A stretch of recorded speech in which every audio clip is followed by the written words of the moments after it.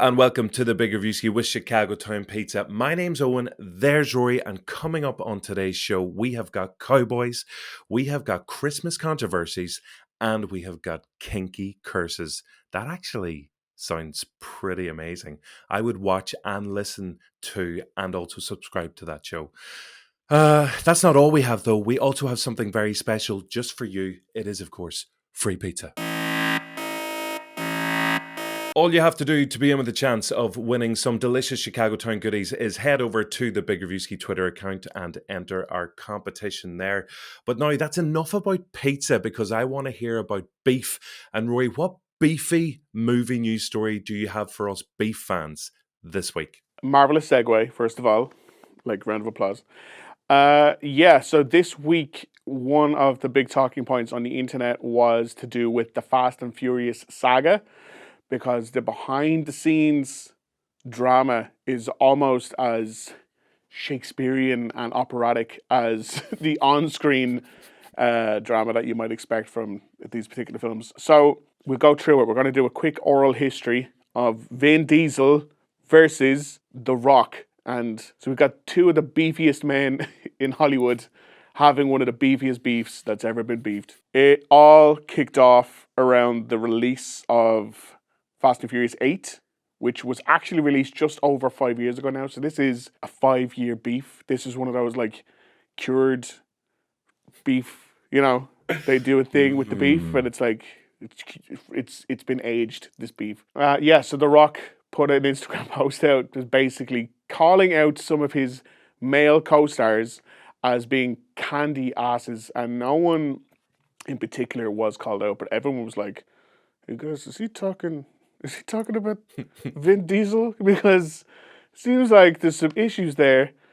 And then just 2 months later, I think, when the movie was released, everyone was like, "We watched Fast and Furious 8, and it looks like Vin and The Rock aren't on screen together for one moment at all. Even in scenes where they're standing beside each other and talking to each other, apparently that was all done with green screen and special effects because they dislike each other that much."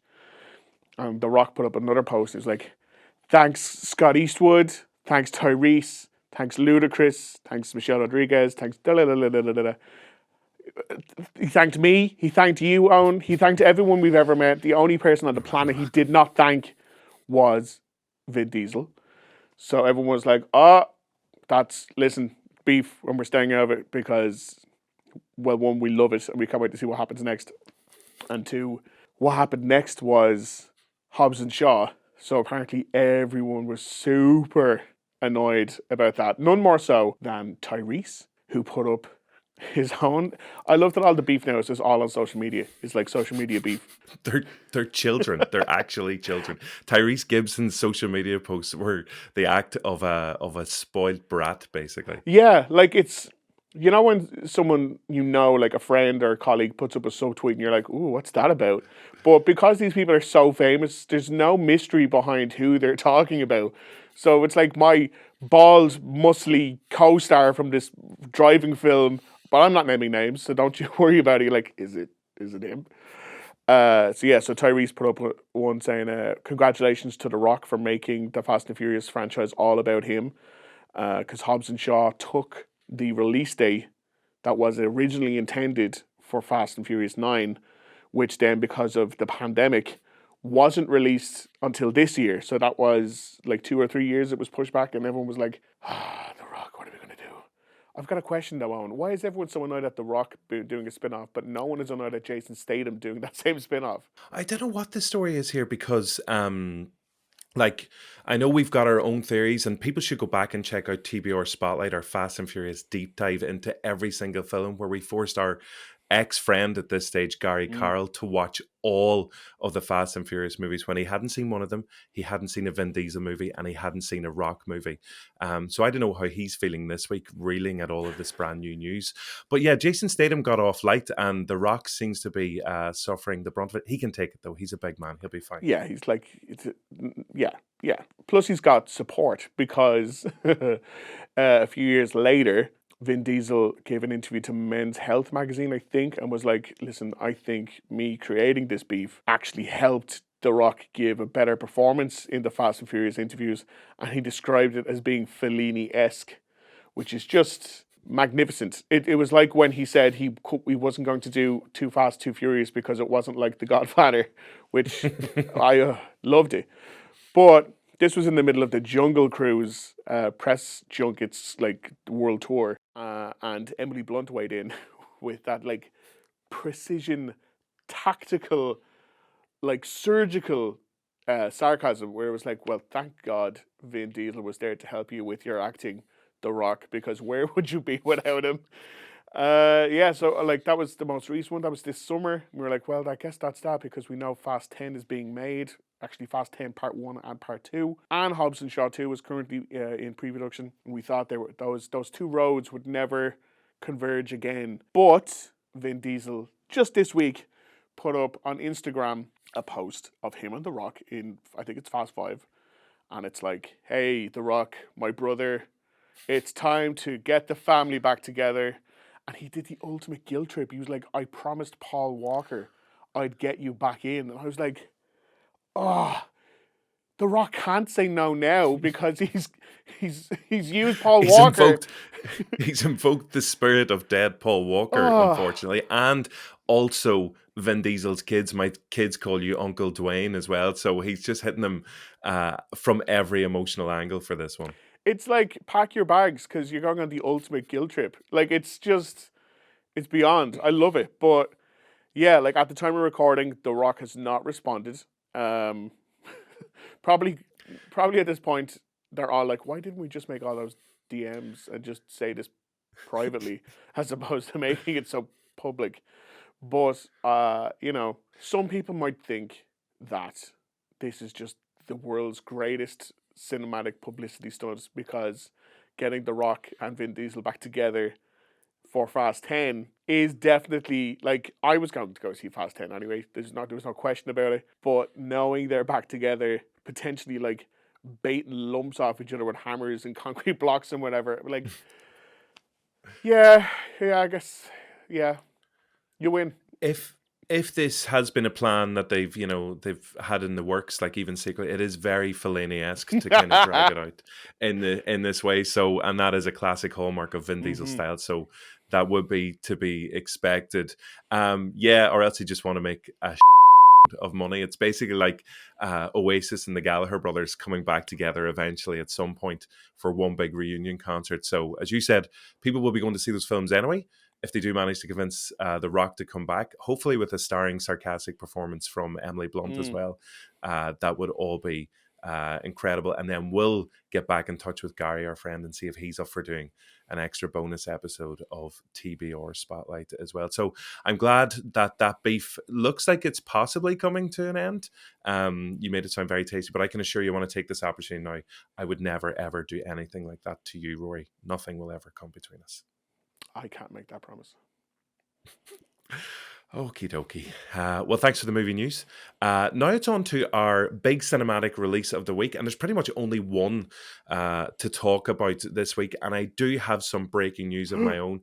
It's that Clint Eastwood is playing a cowboy in a brand new movie. It's called Cry Macho. Wow. This man is 91 years of age. I'm barely even a third of his age, and I'm so tired in life, and I don't know why he's still making so many movies like every other year. But fair play to him. Cry Macho, it's based on a book from decades ago, just like Clint Eastwood is from decades ago as well. But he was due to play this character way back in 1988, but opted to make a Dirty Harry movie, a different Dirty Harry movie instead. So he's eventually come back round to this Western tale. Basically, it tells the tale of an ex-rodeo champion, played by Eastwood, who is sent to Mexico to bring a boy back to his father. So you've got road trips in there, you've got a rescue mission, redemption, and there's a really rowdy rooster who makes this cameo appearance in the trailer. His name is Macho. Like me, very strong rooster. Whatever.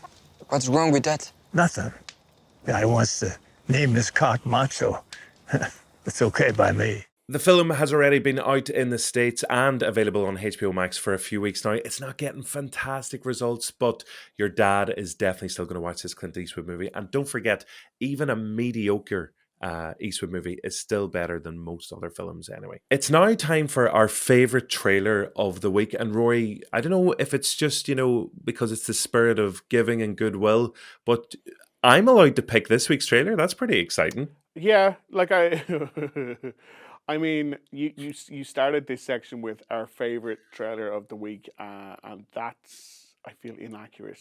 It's a trailer that came out this week, and we both had a different visceral response to it. Let's put it that way. Yeah, I think that's fair enough. I felt bad because we shot down Mariah Carey last week, and we both love that lady very, very much. But it is kind of the time that we're getting into all the Christmas trailers, all the Christmas movies, pretty much Christmas everything. And this particular trailer, which is for a brand new Netflix film called A Castle for Christmas, already an amazing title. It feels like it's taken like a sprinkling of Hallmark holiday season dust, a big lump of Wild Mountain Thyme, and mixed it all in together with really dodgy Scottish accents, and created this work of art basically. So what we have here is Brooke Shields is playing a best-selling author who's caught up in a scandal in New York, and in order to get away from it all, she decides to move to Scotland for the holiday season. And while she's there, she's like, "Do you know what? Feck it, I'm going to buy a castle that my granddad used to go to." So already loving the storyline. But what she wasn't counting on is the very, very grumpy and also very, very handsome Duke of the Castle, played by non-Scottish person doing a Scottish accent, Mr. Carrie Elwes, who, of course, most people will know as our hero Wesley from The Princess Bride. So the two of them are completely at odds. He makes it his mission to basically stop her from buying this castle. And I don't know what way this is going to go. I definitely don't think they're going to fall in love by the end of it, and everyone's going to live like kind of happily ever after. So it definitely feels like this is incredibly predictable, incredibly cheesy, but I know that this isn't going to stop anybody, including myself and possibly you too, Roy, from watching it when it's released on Netflix on the 26th of November. Will you be sitting down in your Christmas elf like PJs and stuff to You watch know this one? what? I had no intention of watching it whatsoever because the trailer. I felt like I'd seen the whole film from the trailer. As you mentioned, the accents are terrible. The jokes are quite bad. Um, there's a literal scene where she trips and falls and he catches her and it's like, oh my god, so my word, this handsome man has caught me from falling. So all of that I hated, but there was one piece of information that did win me over, and it's the fact that this movie is directed. I was like, I recognize that name. Where do I know that name from? And it turns out this director is most famous for having directed mid 80s Stephen King horror classic Pet Cemetery. So I hope she brings some of that energy to this festive rom com. Amazing. This just took a much darker turn. So I'm really, really looking forward to seeing this now. So this is A Castle for Christmas, a very quick sneak peek. Sophie Brown, the Duke of Dunbar. Here, the key to my castle. Before we get started, there are conditions. 90-day escrow till Christmas. You'll move in now. Are you moving out? No. What's on the box? It's time for our small screen releases. And I know we only had one cinematic release this week, but there is loads of new stuff to watch at home this week. Starting off with the first of our two big special guests on this week's show. Who do we have, Rory? Yeah, up first, you will be hearing from none other than Angelina Jolie talking about her role in Those Who Wish Me Dead, which is an action thriller that came out earlier this year but is now available to watch on now from this weekend. It is a tense film from the guy who he wrote Sicario and he directed Wind River, and he's kind of got a niche. He did like Hell or High Water. He's got a niche of like very tense adult action thrillers. And she is a forest firefighter who helps a young boy go on the run from two assassins because he witnessed a very violent crime. and the assassins chase after them, and in the process start burning down the forest as a way to like cover their tracks, I guess. I really enjoyed this. I think I didn't get to see it in the cinema, unfortunately, but I am excited about seeing it again on a kind of a big enough telly and just sitting close enough to the screen that it's like I'm in a cinema. So yeah, you'll hear Angelina Jolie now talking about something very specific, something that doesn't happen to a lot of performers in movies, a very specific thing she needed to reenact, and that is being struck by lightning. Oh, it's a very good question because there's nobody you can really talk to. I think I asked Eliza, do I scream and then fall? Do I just stop dead? How do I know? It actually honestly felt kind of silly. I didn't know what I was doing. I think I did probably 10 takes that I looked really ridiculous. I don't, this movie, we've been through so much. I think like Medina says, we were so exhausted and it was just like, what else?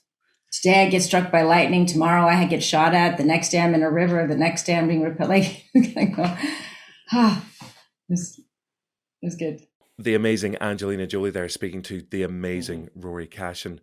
Now, our next release is on Netflix. It's Red Notice, and there's absolutely no way a film starring The Rock, Gal Gadot, and Ryan Reynolds that kind of covers heists, globe-trotting, mystery, action thriller. There's no way that's not going to be amazing. Isn't that right, Rory? I don't know. You backed me to a corner here, Owen. It's not great. It really isn't. It's it's like someone seen Mission Impossible and someone else seen the Thomas Crown Affair, and they both were like, we should write a script together. And then halfway through the writing process, they got into a huge fight, and they weren't talking to each other anymore. So it's a bit of both of them, but it's also a big fat mess. It's very easy to just kind of watch because it's beautiful people in beautiful locations, and it's all very upbeat and up tempo and blah blah blah blah. But it's not a fraction of as smart or as funny as it thinks it is. And for a film that cost $200 million to produce, it just doesn't have any. You keep waiting for like the action sequence where you're like, that's where the money went, but that scene never arrives either. So yeah, it's a 2-star film, and I mean that kind of as a recommendation. It's one of the best 2-star films you'll see all year. Incredible. Put that on the poster. Does Vin Diesel turn up at any surprise point to shout the word family at The Rock and to encourage him to come home? But there's actually a specific Vin Diesel reference in Red Notice that I'm not going to spoil, but it's funny. Okay, it's amazing. It's worth watching just for that alone. Our next big release is all to do with Disney Plus, and you may have seen Disney are making a load of announcements around their Disney Plus Day, which I think they've just announced as a brand new holiday for everyone around the world, and that's absolutely fine because I love Disney. And so some of the highlights from that is Jungle Cruise, again starring The Rock, coming to Disney Plus. We also have Shang-Chi, one of Marvel's latest films. Enchanted, the amazing Amy Adams kind of piss take of princess movies, is coming to Disney Plus as well. But the one that's caused the most controversy so far, you may have seen the trailer a couple of weeks ago, is Home Sweet Home Alone. Great title, but a lot of people not too fussed in the fact that it seems that they've just remade, obviously, the perfect 90s classic, Home Alone. So obviously we want to give every film the best possible opportunity. You haven't seen it, so give it a chance, especially when it stars people like amazing Aisling B. You've got Rob Delaney, Ellie Kemper. This film is actually directed by the guy who works with Sacha Baron Cohen on a load of different projects, including the Borat films as well. So there's funny people involved in this. But in terms of the Home Alone universe or shared cinematic universe, obviously we've had Home Alone, then Home Alone 2 in the big city, Home Alone 3, which I think involved like North Korean terrorists, so slightly darker turn in that one. Home Alone 4, where he had to defeat his mommy and daddy's divorce or something like that. Jeez. It's been a while since I've seen it. No, number 5, which I think had a spooky element. So this one just appears to be not necessarily a shot-for-shot remake of the 1990 movie, but it, it's hard to see how they're differentiating between it and that. So obviously we'll give it a chance, but I know there's been a lot of backlash to seeing this one being released. But listen, best luck to Ashley and B, and we'll be checking out Home Sweet Home Alone whenever it is released. Yeah, like the HMU. You've got Home Alone fatigue from the HMU. I didn't think we'd see the day, Yeah, but the here we are. HMU, yeah. Exactly. So apart from all those millions of Disney shows and movies as well, what else do we have? Well, it's another Disney Plus release. It's Dopesick. We interviewed the show's creator, Danny Strong, who was previously behind The Hunger Games, Mockingjay Part 1 and 2, and a hit show called Empire. And we also interviewed one of the show's many stars, Caitlin Dever, who people will know and love from Booksmart. And it's to do with the opioid crisis that kind of had a stranglehold in America. I guess you could say still to this day.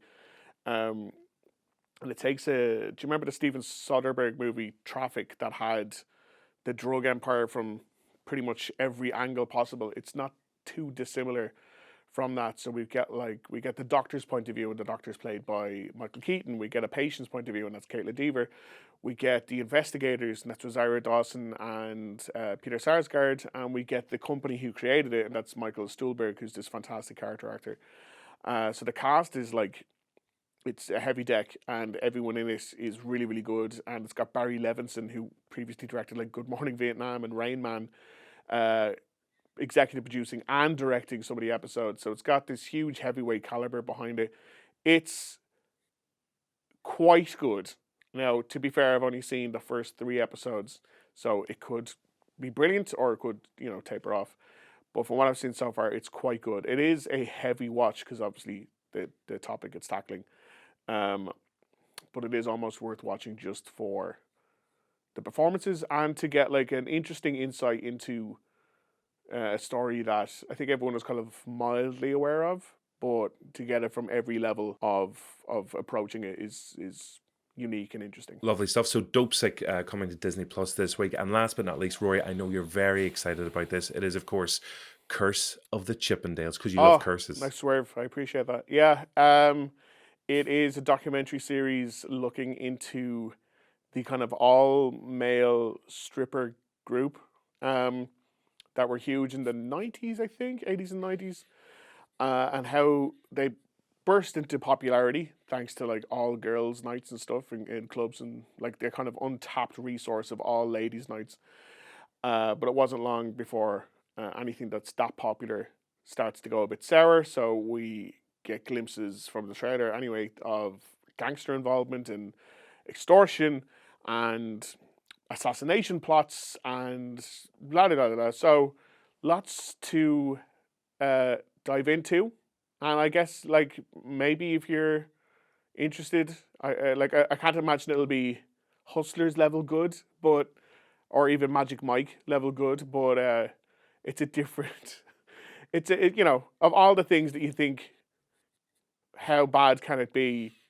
You wouldn't think the Chippendales would be the story of this Tiger King-esque documentary series into how corrupt can you be if you're not wearing any clothes? You would think it doesn't, but here we are. I mean, I don't know. Well, as true crime documentaries go, obviously there are loads of these released on Amazon, on Netflix, and people are absolutely obsessed with them. So this definitely feels like it's going to be one of the sexiest of them all. I might just sit down and watch this wearing only a bow tie. A massive, bow tie. Yep, that's what a horrific image. Thank you for that. You're welcome. It's often been said that Rory and myself are the Chippendales of the movie review world, as we are just here purely for your entertainment. And Rory, what? That's fair enough. I thought you were implying the OnlyFans account where we review films in the nude. That's a whole other thing. So it's time for Pete's in a Movie, when we give our individual recommendations. You can't watch them as a double bill, but obviously we each prefer you to choose our one whenever you're sitting down this weekend to watch a movie with your Chicago Town pizza. Yeah. Last week I went for Hustlers. Rory, you went for Face Off, and I thought this was going to be tighter, but Face Off, Nick Cage and John Travolta teamed up, and per JLo, they got 64% of the vote to JLo's per 36%. But I do want to take this opportunity to thank you, Rory, for voting for my one anyway. I did. I actually did vote for Hustlers, and like, yeah, I felt betrayed. Yeah, I don't know. I almost felt betrayed by Jennifer for allowing you to pick her film. I don't know how that works, but here we are. You leave her out of this. I will take the blame solely for this one. I do think it's going to be a lot tighter this week, but what have you chosen for your pizza and a movie recommendation? Actually, it was already mentioned in the show. Can you believe it? It's to celebrate Disney Plus Day. It's Enchanted. Oh, amazing! It might be my favorite live action Disney film, maybe of all time. I think it's so funny. I think the songs in it are incredible. I think Amy Adams should have won Best Actress. What's his name? James Marsden as the Prince is just incredible. Susan Sarandon's iconic as that dragon queen, weird lady. I think it's fantastic. I never bore of watching Enchanted. I think it's incredible. Oh, this is maybe how you felt last week, because I'm like, I want to pick Enchanted as well. James Marsden plays the perfect kind of beautiful idiot in that film. He is absolutely hilarious. But no, that's an amazing shout. The film I've gone for is, it's just been added to Now and Sky. It was released back in 1998, and it's genuinely one of the greatest films ever made. It's one of my personal favorites. And in fact, the directors of that film, the Coen brothers, were so enamored with our show, the Big Reviewski, that they named this film after it. It is, of course, The Big Lebowski, starring just the peerless Jeff Bridges. And if you don't like that film, well then. Yeah, well, that's just like your opinion, man. Thanks for that, dude. That's a wrap on this week's episode. And coming up on next week's show, we have the eternally youthful Paul Rudd, which I'm very, very excited about. But before that, Rory, who do we have for our Big Star Bye-Bye? The Big Star Bye-Bye this week is from Dublin's own Barry Keoghan. He, last week, was one of the stars of Disney's and Marvel's new superhero epic, Eternals. You can watch the full interview up on Joe's YouTube channel right now. But in this clip, you'll hear him talk about just getting that call from, I wonder if it's his agent, or I wonder if like Kevin Feige himself would ring and be like, guess what?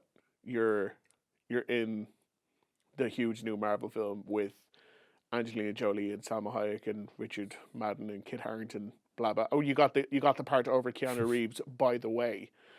So yeah, like his reaction to getting that call, because no matter how famous you are, you still must get excited when you get like specific job offers. So this is how he reacted.